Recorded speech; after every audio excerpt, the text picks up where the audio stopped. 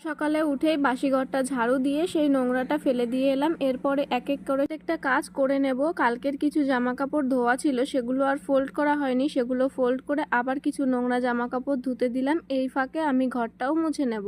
তারপর স্নান করে পুজো দিয়ে সকালের খাওয়াটা কমপ্লিট করে একটু বসেছিলাম। দুপুরে বাবু খেতে এলে বাবুকে একটা আম কেটে দিলাম, দুধ আম দিয়ে খেলাম। আমার আমটা কেটে নিয়ে এই যে ঘরে এসে বসে বসে খাচ্ছি। বিকাল বেলাটাই বসেই ছিলাম, তারপরে ভাবলাম বেডশিট তো চেঞ্জ করতেই হবে, তার আগে বর আসার আগেই আমি বেডশিটটা চেঞ্জ করে রাখি, তাহলে বর আমাকে লক্ষ্মী বউ বলে একটা আদর করে দেবে।